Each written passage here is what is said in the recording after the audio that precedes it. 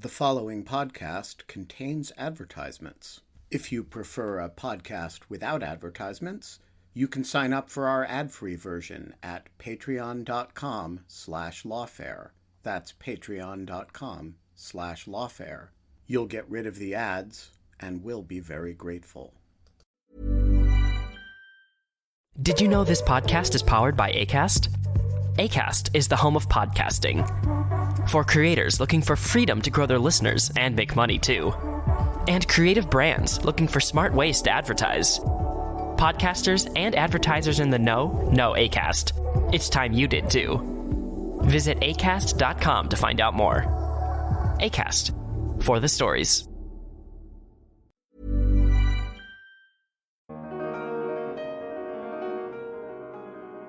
I think that there is a little bit of a path that all of these companies have to go down to as they start narrowing down what they want. But yeah, they're not sticking to this kind of constitutional idea of free speech because they've gone out of their way to say that on Gettr, for example, they have some left-wing trolls and they were taking those people off the platform because they came there to cause trouble.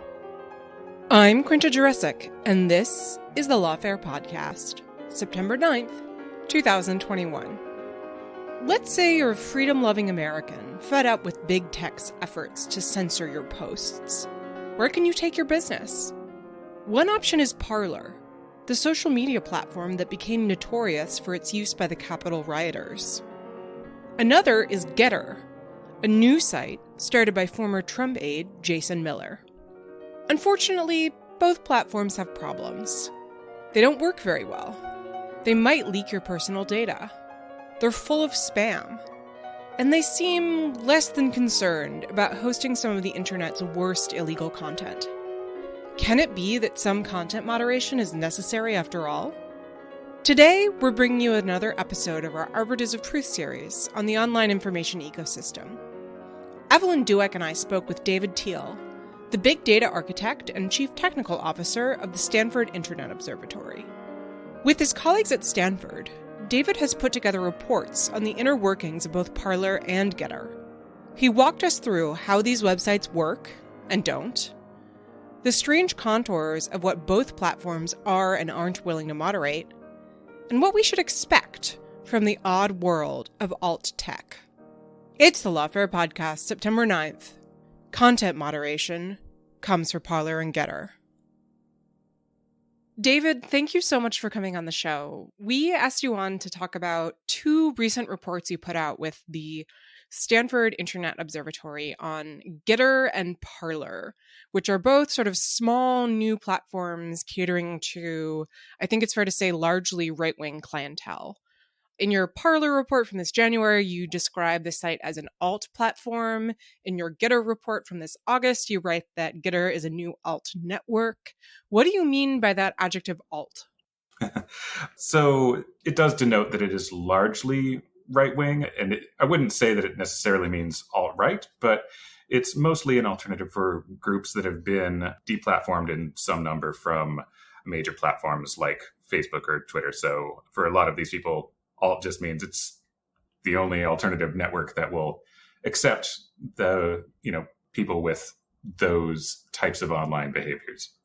It's a nice way of putting it. You make it sound like a lovely refuge for the otherwise cast out members of society. So tell us a little bit more about them then. Tell us about Parler. It got a lot of attention around the January 6th insurrection. Many rioters were posting selfies of themselves in the Capitol building on Parler and so on. And scraped posts from Parler have since popped up in evidence introduced against the rioters in criminal cases. So what's been happening on Parler since its big moment in the sun around January 6th?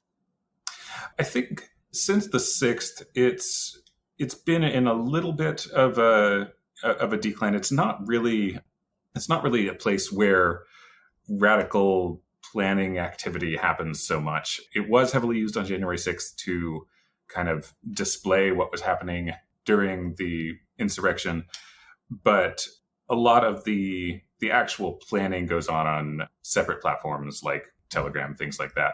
Right now, it's mostly pretty bog standard right-wing rhetoric from both the larger outlets like Epoch Times and OAN, as well as a few other fringe networks. There are some personalities that are, rather large there, Dinesh D'Souza and so forth, gets a lot of engagement.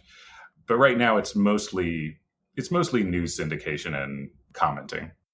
And Gettr is newer. Can you tell us a little bit about its origin story? And also, if you have any sense of what its name means. I've been very, very puzzled by this because it's Gettr.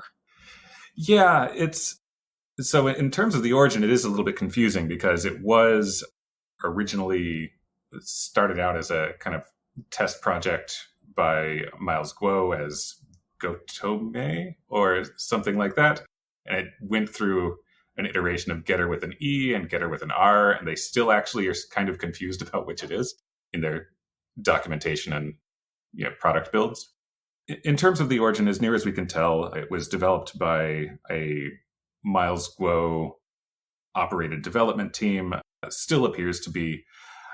And unlike Parler, which launched a couple of years ago and grew slowly over an extended period of time, and there were these kind of discrete migrations of different groups of people, different nationalities, Gettr kind of launched with a splash all at once.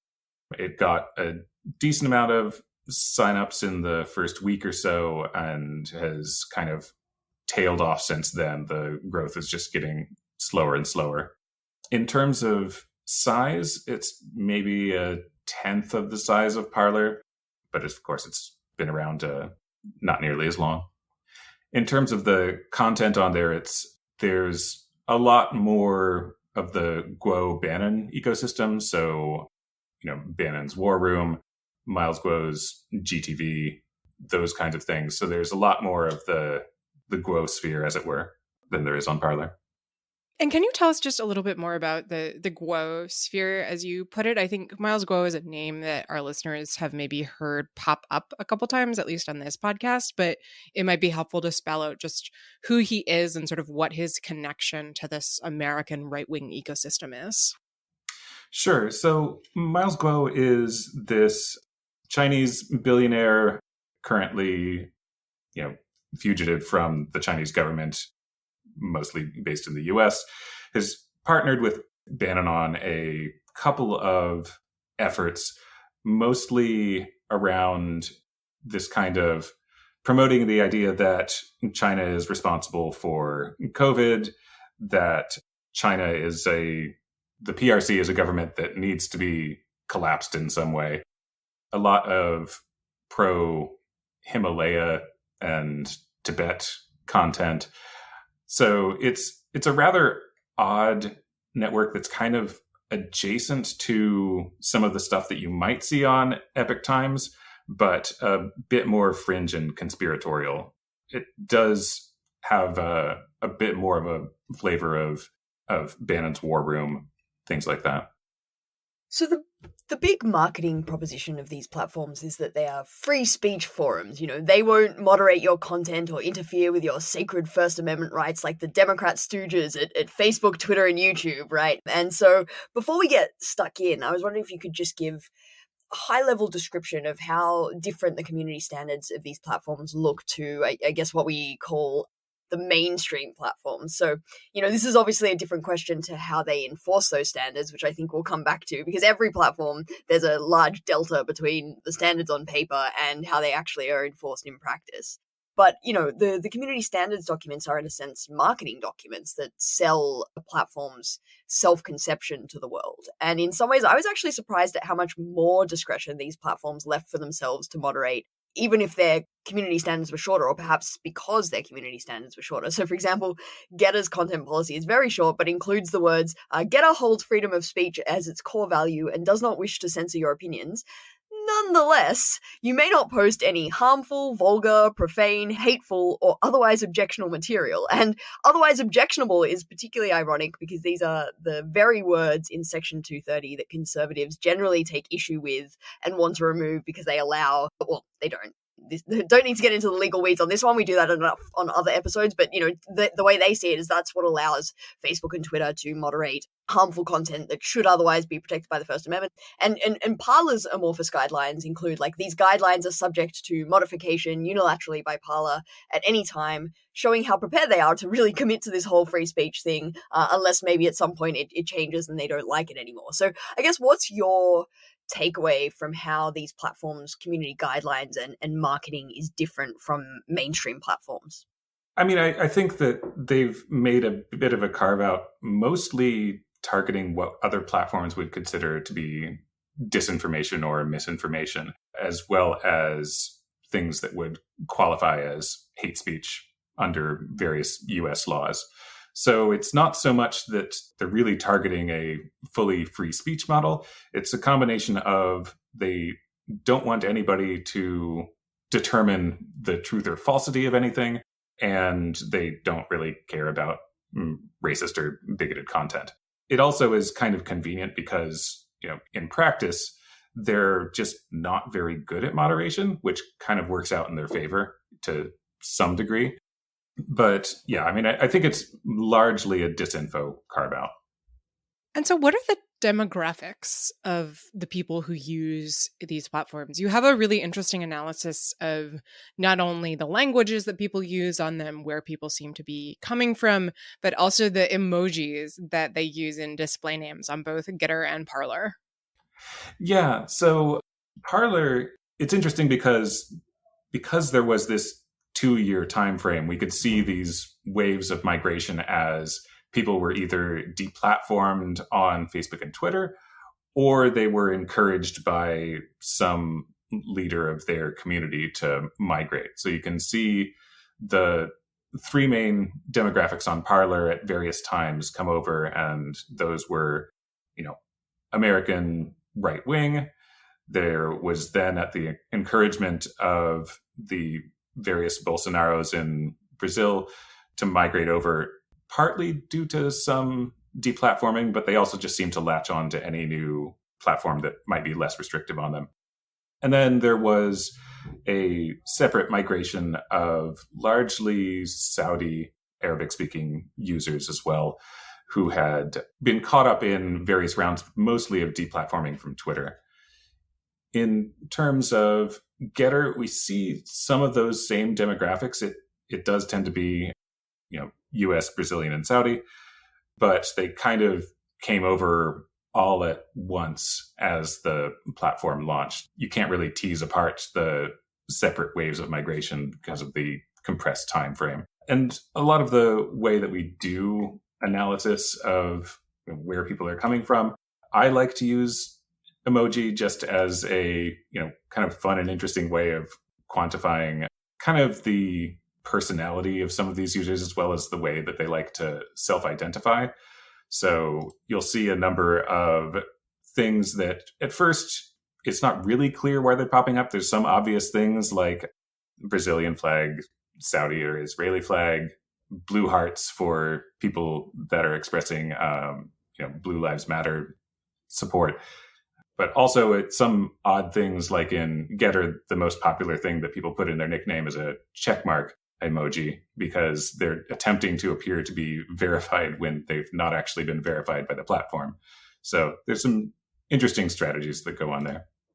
I wanted to dig in a little more to the Brazil aspect, because I do think this is really interesting. As you mentioned, there's a significant Brazilian user base on Parler. There are about half as many Brazilians as Americans on Gettr by your calculation, which is itself far and above the 3rd place country, which is Canada. And listeners are going to be listening to this on September 9th. Earlier this week, there was a really strange incident where Jason Miller, the former Trump advisor who is running Gettr, said he was detained and questioned for 3 hours by Brazilian authorities in an airport in Brasilia after traveling to the country, which is sort of in the midst of a bit of a constitutional crisis right now.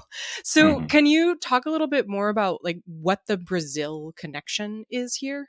I mean, there's currently politically a lot of interesting parallels between Brazil and the US, and Jair Bolsonaro has been trying to exploit that somewhat. So in terms of kind of modeling his campaigns and behaviors off of Donald Trump, he's also kind of trying to appropriate the model of calling into dispute the integrity of the elections in the country, as well as what happened on the 7th of this week, which was essentially doing a little bit of a January 6th test run to see what would happen if a bunch of his supporters came out to the Capitol and, kind of faced off against some of the police forces and government buildings there. So, Bolsonaro's been less heavily censored by some of the mainstream platforms. He has had a number of YouTube videos and so forth taken down, mostly because of COVID disinformation. That's kind of what spurred the migrations. Bolsonaro and his sons advertise in their profiles their accounts on Parler and Gettr and have pushed it pretty heavily. So it's a large enough demographic that Gettr itself turned itself green and yellow yesterday to celebrate their Independence Day. It's a big part of the user base. Wow, that's quite something. I didn't realize it was quite that significant. So really fascinating. Do you have a theory about why these platforms haven't really taken off? So, I mean, you mentioned some of the numbers earlier, and it might be good for you to reiterate them again if you can.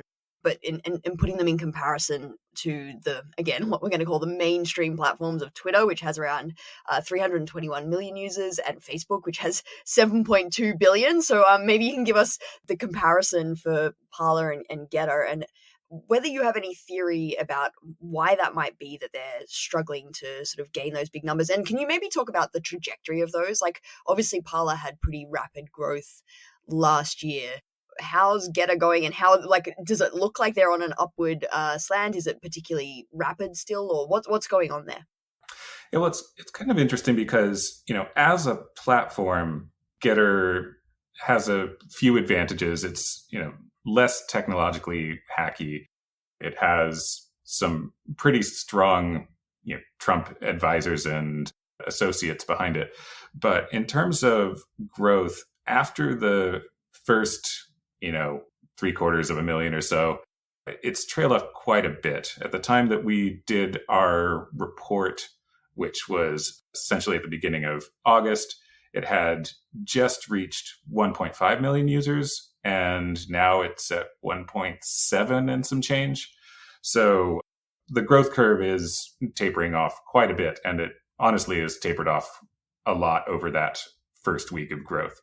In terms of Parler, I think that, last we checked, they had something like 10, 12 million users, and they've probably grown a bit since then, but they were also seeing, growth taper off even at the time that we were initially looking at it. So I don't think that they're going to become particularly large, particularly unless Trump decides to actually use one as a primary platform. And I think that that's probably for a couple of reasons. The main one is there's not that much to do on these platforms. They don't have these kind of group dynamics that you would get on Facebook groups or in Reddits. Really, all that happens on them is somebody posts usually a news story, a bunch of people chime in and say, yeah, and everybody mostly agrees with each other. On Gettr, somebody posts like some obscene cartoons to troll the rest of the users. And that pretty much just happens over and over. There's not really anyone to argue with per se. So whereas Facebook and Twitter get this more dynamic engagement as people actually disagree with each other, forming these communities where people are largely of a similar mind about things isn't really the most interesting or engaging way to spend your time. That's such a fascinating observation, actually, because, you'll go on Twitter on any given day and there will be people going, this hell site, you post anything, you tweet anything and someone will dunk on it and other people will tell you why you're wrong and everyone's complaining about it. But what you're saying is secretly that's actually part of its value proposition because it makes it more fun and interesting to be on rather than everyone just going, yeah, totally. Yeah, you suck it to him. So that makes a lot of sense, but I'd never really thought about it quite that way before. Because the other thing that you hear a lot is that users divide themselves into two ecosystems on the mainstream platforms as well. But obviously that's not as true as when the users go to an entirely separate platform altogether, which is, I think, something we'll come back to about the sort of maybe the way the future of the internet ecosystem as a whole looks. But a question I had was about the extent to which Gettr and Parler are competing with each other or complementary products, or how they overlap. So, if Parler already existed, what's the need for Gettr? What's the value proposition or the corner of the market that it's trying to get in on? And is there any way of telling the extent of user overlap? And if not, for the general masses, the extent to which the high profile flagship accounts, if you like, do they overlap a lot?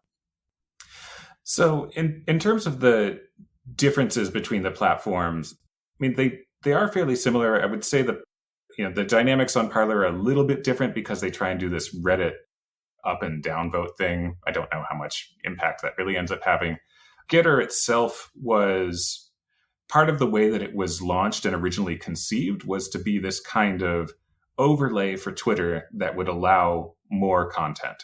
So when people would sign up, they would have the option to pull in their previous Twitter timeline, all of the engagement data for that. It would pull in their Twitter followers and add it to any followers that were on Gettr. So you were actually getting people with follower counts higher than the actual number of users that existed on Gettr.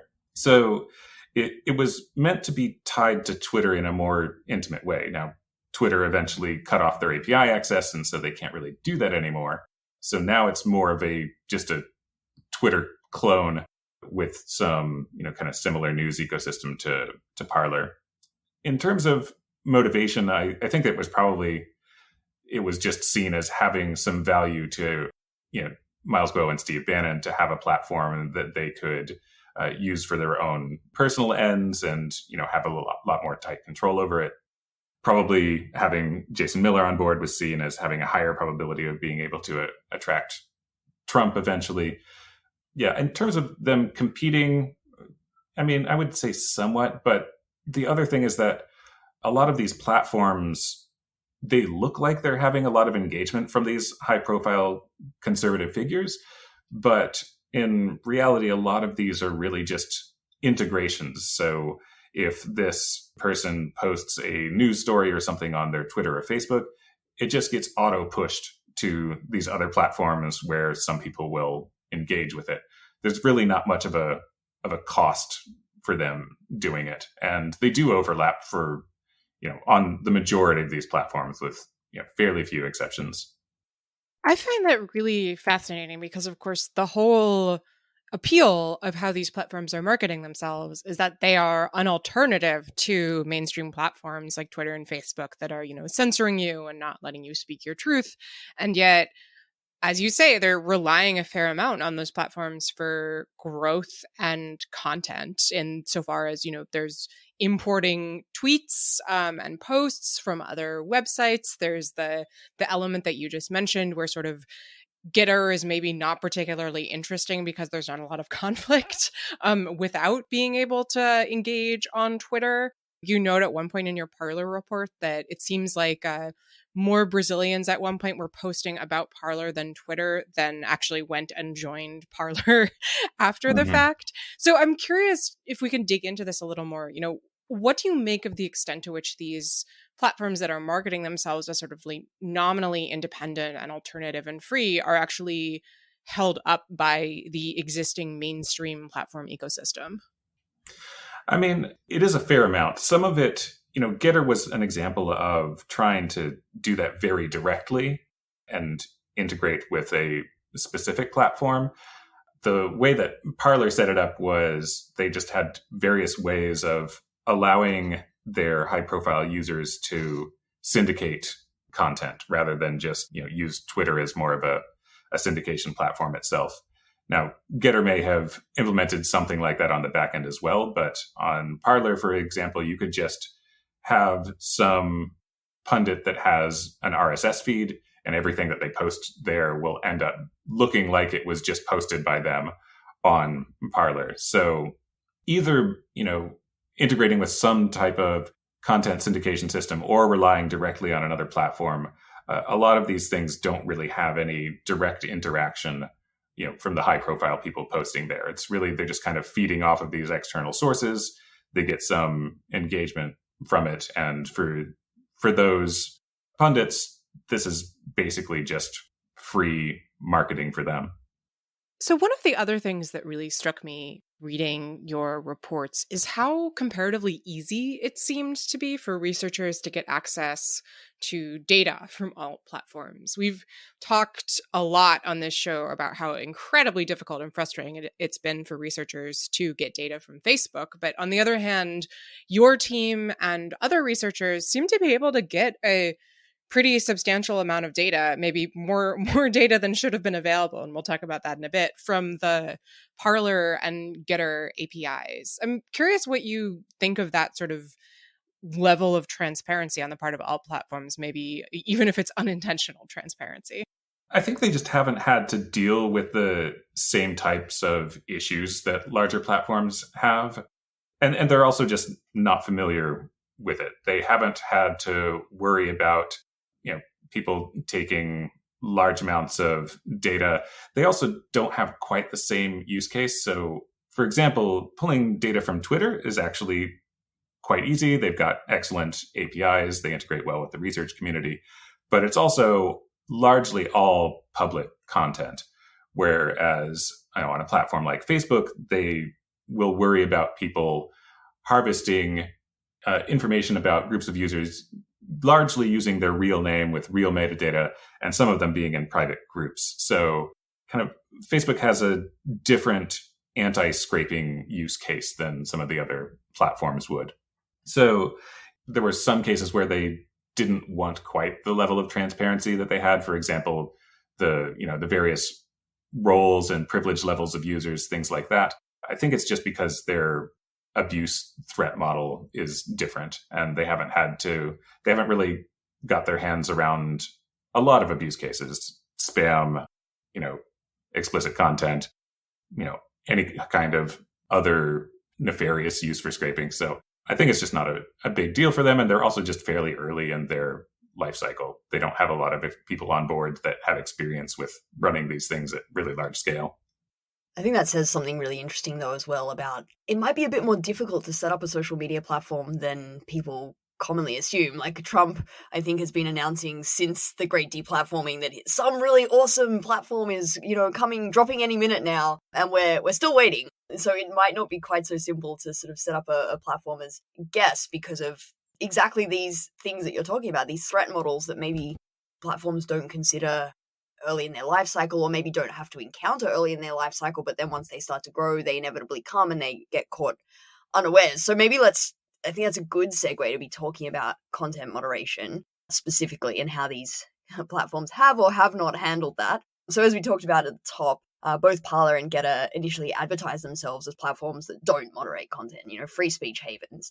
And then, unsurprisingly, they both rapidly ran into problems. I like to call this the life cycle of every user-generated content platform.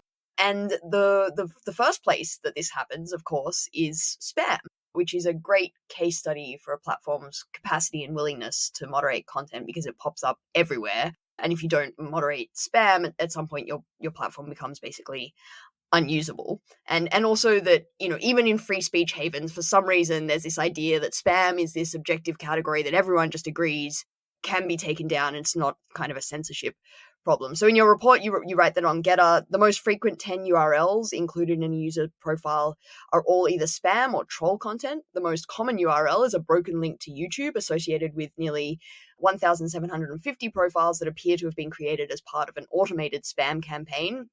And on Parler, spam involving buying Trump coins, whatever those are, is very common. So tell us about how the platforms have handled spam so far, and what level of problem it is for a platform once it's getting started. Yeah, the Trump coin thing is this common thread between all of these US right-wing platforms that's in both spam, regular advertisements, and shows up on Telegram channels. It is an eternal mystery what people are doing with all of these Trump coins. But yeah, in terms of spam, I think another thing of note on Gettr is that, when you look at some of the most common phrases or emoji, one of the things that jumps out is, trans lives matter on Gettr. And that was basically just one person doing a spam campaign, a very obvious one that they did not have any systems to catch at all. So I think this mostly happened at the beginning of the platform. You had a bunch of left-leaning or people that just wanted to troll coming in and throwing on tons of explicit comments in comment threads. And it really doesn't seem like they had any system in place either to detect that stuff in real time or to even go back and clean it up. Most of the stuff that we have in the report where people's URLs are just things linking to Rick Astley or Pornhub URLs or things like that, those are all pretty much still there. So they can, of course, use that as an argument saying, aha, well, we're in favor of free speech, so we don't take things down. But really, it's just a case of they're not super good at it.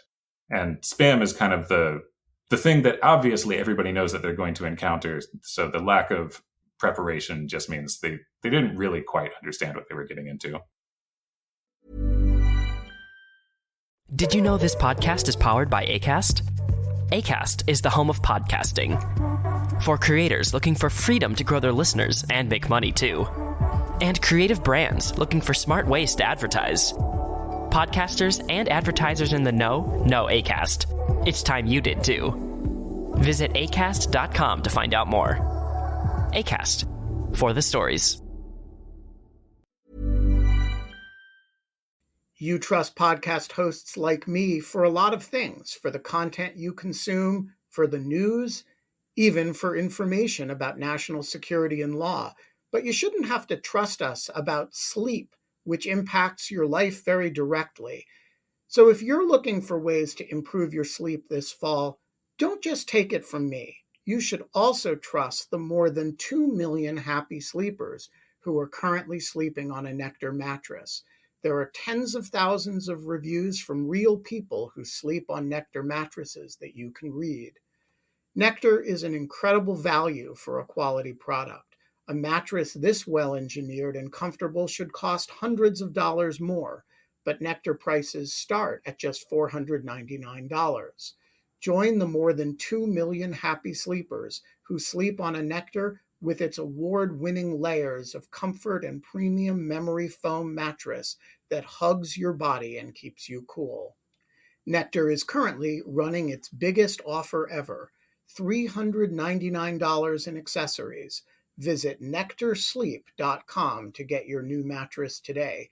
You get a 365-night home trial, plus forever warranty, plus free shipping and returns. Shop from the convenience of your own home. Go to nectarsleep.com. That's nectarsleep.com.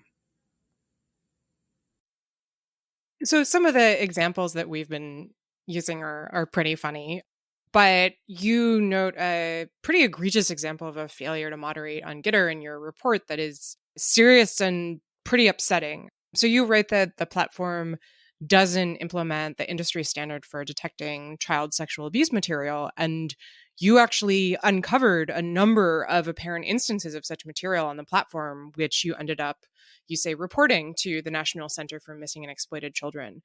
Can you just walk us through what happened there and what the significance is of Gettr's failure to prevent this kind of material from proliferating on its platform? Sure. So I'll start with kind of the way that most platforms do this. There are a few systems you can use, but the industry standard for detecting child sexual abuse material is a system that Microsoft made called PhotoDNA. And the way that this works is that it has a database of what's called a perceptual hash of an image, which is basically just a numeric representation of an image that can withstand some manipulation. So if an image is cropped a little bit, if it's altered slightly, it should still come out to the same number. So whenever you upload an image to a platform like Facebook or Twitter, it's going to be checked against this database. It'll process the image, generate that number, and go and compare it against a database of known CSAM or child sexual abuse material. And this is kind of when it comes to child safety, it's the basic thing that you're going to have to implement if you don't want that material to proliferate on your platform. So that can be either a hosting provider that stores media or images in some way, or your website that allows user uploads. And I want to be clear about the way that we did this. We essentially had an automated system go and examine a set of images on the platform. And what it would do is it would take that image, process it in memory, and do two things. One, to see if it is potentially explicit or violent content, and do a second check, basically sending that number, as it were, so that we could see if that number matched a known example of CSAM. And if it did, we just dropped it completely on the floor. It never gets stored, but we do store the number and metadata so that we can hand it to the National Center for Missing and Exploited Children.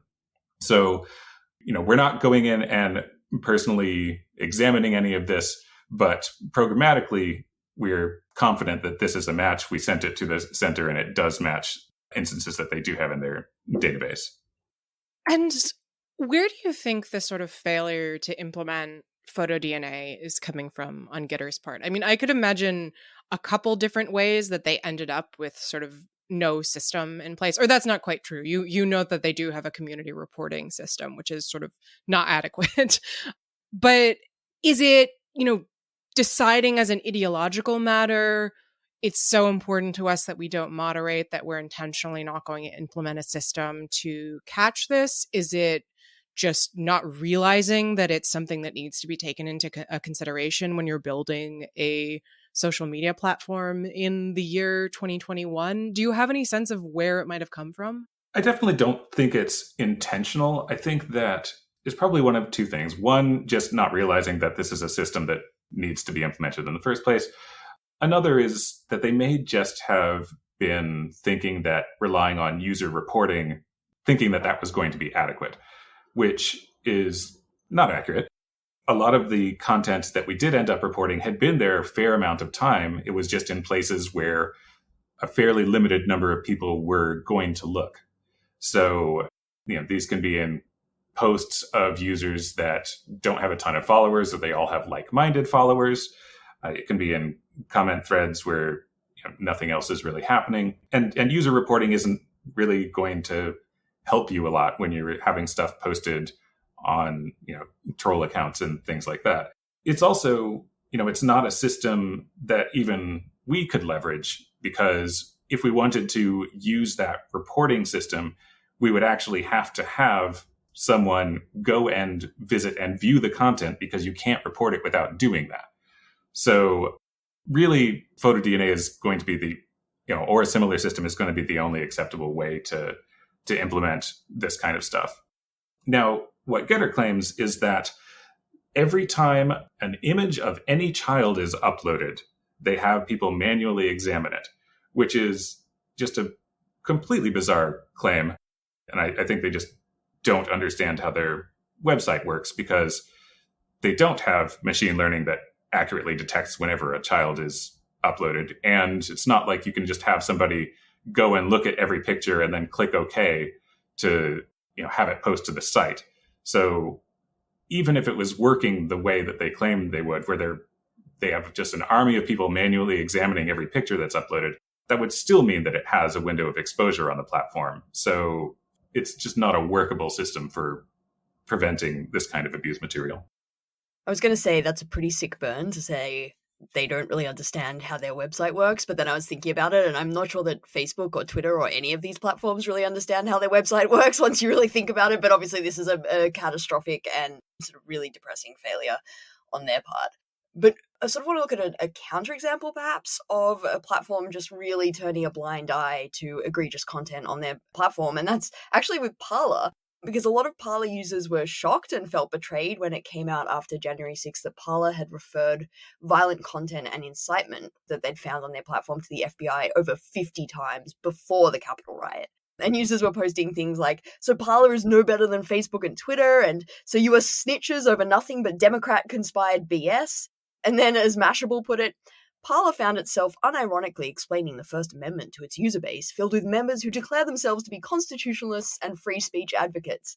Because, as Parler patiently explained, the First Amendment, of course, does not protect violence inciting speech, nor the planning of violent acts, and such content violates Parler's terms of service, and any violent content will be shared with law enforcement.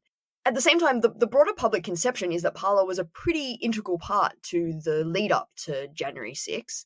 In that quote, they also said that they only relied on user reports to find illegal content rather than proactively searching for it. And so this distinction between illegal content and lawful but awful content is pretty integral to the understanding of alt tech platforms in my mind, because of course every platform has some responsibility to moderate the former, but the whole brand of these platforms is that they won't moderate this lawful but awful stuff. Do you have any sense of how comprehensive they were? Like 50 reports actually seems pretty low, but it was surprising to me that they had done it in the lead up to the riot. So it wasn't just in response to the pressure that they got afterwards in the spotlight of their role in that. So I guess if you have any sense of how seriously they're taking that obligation towards illegal content and the accuracy of that public conception that Parler was a cesspool that wasn't really doing anything in the lead up to January 6th. Well, I think that some of the stuff that they did end up referring may have also just been because Amazon at the time was actually putting pressure on them and proactively identifying examples of this content. So it may have been some effort to try and stay on the platform before AWS actually gave them the boot originally. I don't think it's easy for us to get a ton of insight into that, particularly because when Parler came back, they had scrubbed everything that had happened on the site prior. So during their period of downtime, they essentially did a full system reset. And that kind of cut off some of the historical research that might have been possible. So it's not clear, how much, inciting content they might be removing. It is clear that it's, a bit harder to deal with when people are uploading, say, videos of people inciting, because that is something that has to be most of the time manually examined or user reported. Whereas, certain language you could automatically detect and flag for potential moderation. So, I do think that it's a case that they didn't really quite anticipate, but in terms of what they're doing now, I don't think we have a lot of insight. Also, once they did come back online, they changed the way that their site operated in such a way that a lot of existing research tooling had to be redone. So there's a bit of a gap in the Parler historical record, as it were. I do think it would be useful to talk a little bit more about how Parler sort of vanished and then popped back up, because I think it raises a lot of interesting questions. So just to sort of recap for listeners who may have not followed as closely, Parler was originally running on Amazon Web Services, which then sort of got upset over the violent content on Parler, as you mentioned, and booted the platform off the web after the Capitol riot on the grounds that it wasn't moderating content sufficiently. Parler later popped back up on a different hosting platform. It also got in a fight with Apple, which initially refused to allow the app in the App Store, although it later relented after Parler introduced a version that supposedly had increased content moderation and would moderate hate speech for users that downloaded the app through Apple's App Store. And it struck me that part of what we seem to be seeing here is that, you have these platforms that are saying, we're not going to moderate, or we're going to moderate minimally. And the effect is that ends up kind of pushing the responsibility to other platforms at different levels in the stack. So Amazon Web Services or the App Store. Do you think we'll see more of that kind of moderation imposed on alt platforms from outside actors that sort of have an incentive to be seen as, the adult in the room compared to Parler and Gettr? I think that it sounds like Amazon will probably start taking a little bit more interest in the stuff that's hosted on its platform. We've seen this dynamic just in this last week with the Texas pro-life website that got bounced around a bunch of platforms. ended up on Epic along with a number of quite disreputable sites, and then got largely deplatformed from there as well. So I think that kind of life cycle of deplatforming is starting to become a little bit more common, and it's starting to accelerate. There were a few other, I think, interesting angles that happened with Parler. So they did have the, App Store and Play Store removals. They eventually kind of worked around it by only displaying some posts if you viewed it through a particular app. But they also had a number of other troubles that were just as problematic. So, for example, they had a service provider called Twilio that they used for verifying people's phone numbers to make sure that they were actual phones and not just VoIP numbers. And also that they used for sending verification codes when people logged in. So when they pulled their service, when Twilio pulled it from Parler, they actually found themselves unable to verify users, and they had the option of just allowing people to sign up with any email address or a fake phone number, or just shutting off registrations. And they actually just had to shut off registrations for a while. They then went, and because no service provider would work for them, they couldn't really do this second factor thing anymore. And they had to essentially just let people sign up with plain email addresses. So it's not just a matter of whether they can be up or down. It's kind of that larger ecosystem. Parts of it can just kind of fall out at any time, and they have to pivot to find a new way to function. So to sort of dig into something that we've been gesturing at in a number of these answers, but maybe to put it all in one place, is this idea that, they come out with these community standards, that they're the free speech havens, but they actually do moderate content, sometimes in reaction to specific controversies, and sometimes in reaction to the need to make their platform usable, and sometimes just for, it's hard to tell what reasons. So, when Gettr was first launched, users were prevented from using even mild expletives. And in July 2020, Parler's then CEO announced that the platform would prevent users from having obscene usernames or posting pornography and so on. And so do you get the sense that there's any underlying philosophy driving the way that these sort of evolutions are happening? Because it doesn't seem like they're sticking to that original core philosophy that they came out so boldly and said, maybe just give us a picture of how far they're departing and in what ways they're departing from that original sort of broad statement that they were making. Yeah, I mean, I think that this is an example of, it's actually kind of hard to know what kind of platform you want to have.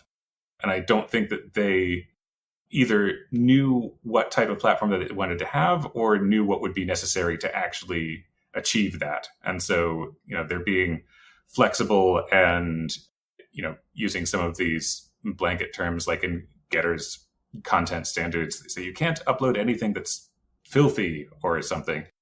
I mean, I think that there is a little bit of a path that all of these companies have to go down to as they start narrowing down what they want, but they're not sticking to this kind of constitutional idea of free speech, because they've gone out of their way to say that on Gettr, for example, they have some left-wing trolls or as Jason Miller called them, center left, and they were taking those people off the platform because they came there to cause trouble. So yeah, I think they've got a desired state, and in terms of what it takes to get there, they're just kind of fuzzy and trying things until they find what works. So speaking of how these platforms are now in the stage of sort of trying to figure out what it is they're actually doing, Mike Masnick at Gettr has made the argument that these platforms are sort of speedrunning the history of content moderation, that they're going through the phases of, we don't need to moderate anything, to, oh, actually there's some bad stuff we don't want, to, oh, it's actually really hard to figure out what we do want and what we don't want. One recent example is Gettr, as you know in your report, was flooded early on with posts from ISIS supporters, which struck me as kind of an echo of the moment tech platforms had in 2014, 2015, where they were trying to decide what to do with violent Islamist content. So I'm curious what you think of the sort of the speed run argument. If Parler and Gettr are running through the history of content moderation at 10 times speed, what is next? Is there any universe in which they mature as platforms, or are they going to be sort of lurching from side to side forever? I mean, it's entirely possible that they can implement some of the industry standard stuff, and we hope that they do. I mean, obviously, there's a lot of this content. It's vitally important that we prevent the proliferation of it. At some point, all of these companies are going to reach some of the real hard problems that are still kind of being addressed. So, for example, right now, if you uploaded, say, the Christchurch shooter video to Parler or Gettr, it's highly likely that that would go up and stay there for a while until, if anybody reported it, it might come down. And it could essentially be a platform that people could reference from somewhere else and use it to store that type of content.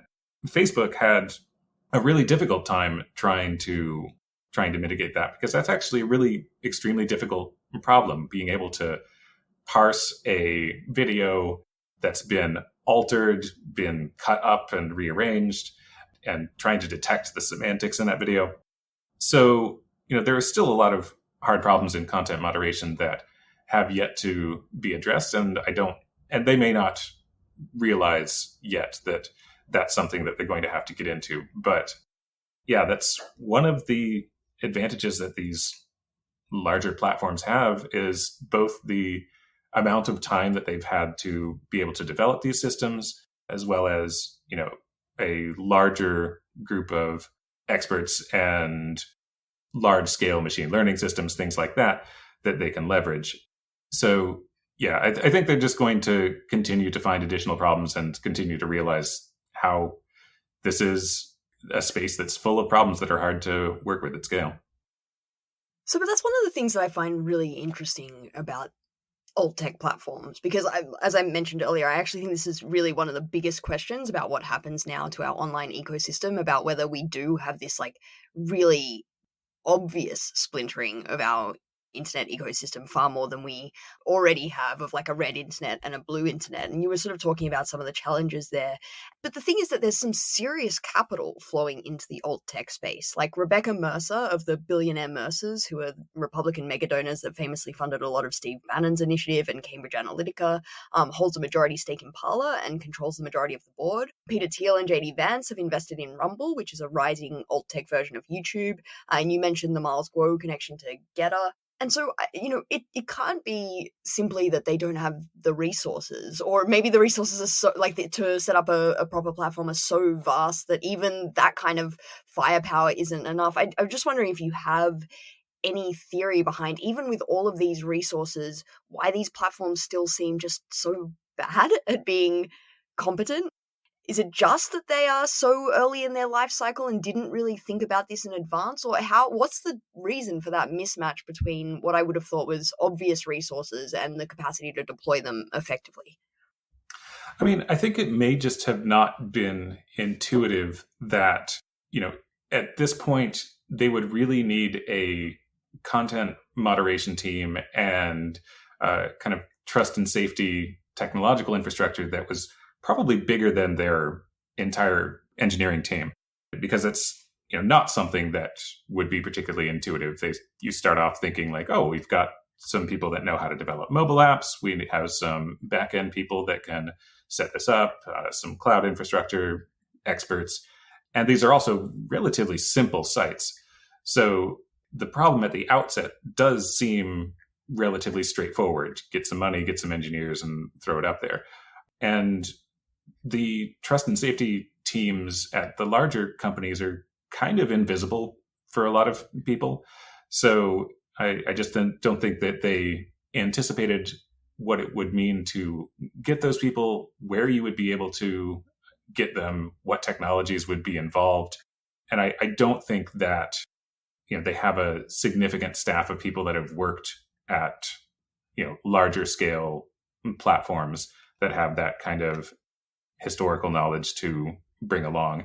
And it's also just not something that necessarily you can solve by throwing money at the problem. So there are some things that are very straightforward, use photo DNA, have systems that can detect whether something is porn or not. Those are services that you can basically run out and integrate within a week. At some point when you're looking at actually having a team go through things and find out if it's like explicitly violent content, some of the really horrible stuff that manual content moderators have to pour through, it's not necessarily easy to get those teams assembled, figure out how to actually handle that material, who to report it to, whether it depends on what country it's originating or being displayed in. It's a complex space. Yeah, that's super fascinating as well, because some of the history of content moderation at the big platforms was kind of an afterthought as well. They set up these platforms to just like, come one, come all, create a community, and then they sort of started running into problems, and they were like, we'll take down the bad stuff, and then that turned out to be really hard to do, and here we are however many years later, and we have these elaborate rule books.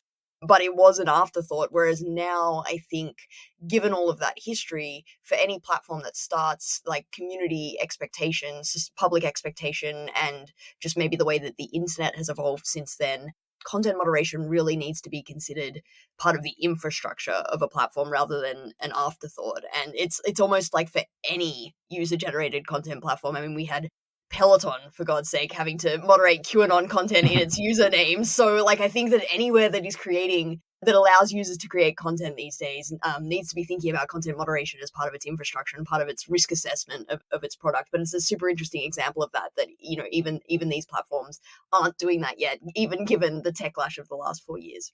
Mm-hmm.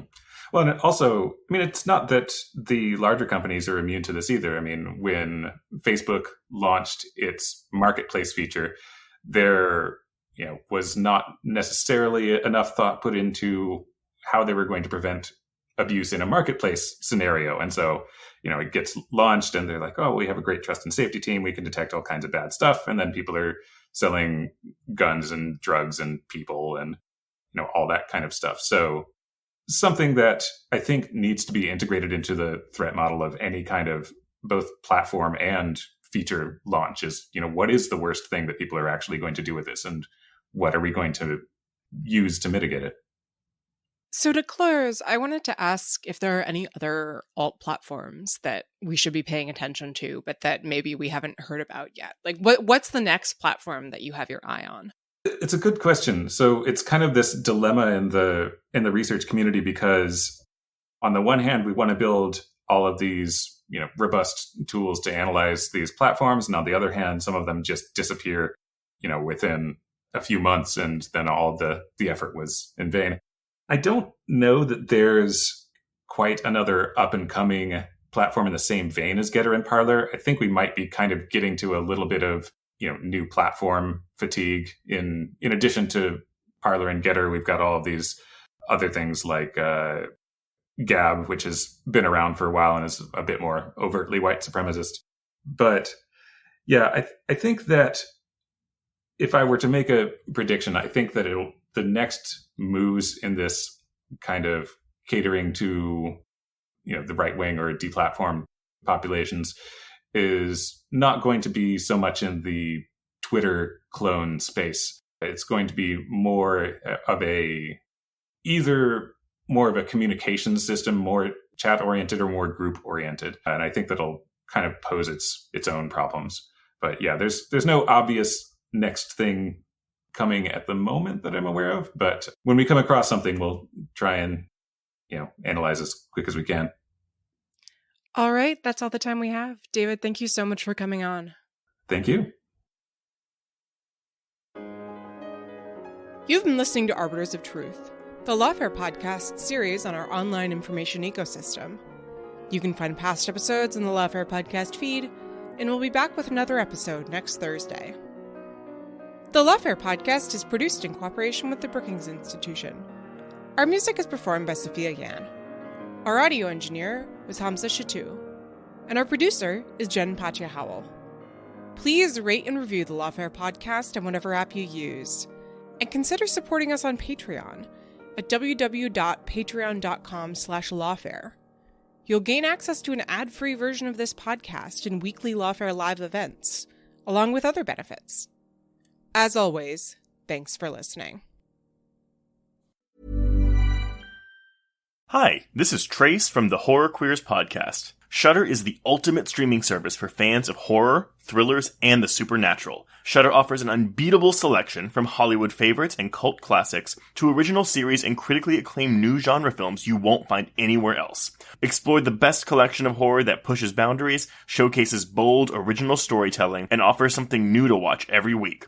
Available ad-free and through the platforms you're already on. Shudder. So good, it's scary. Sign up at Shudder.com.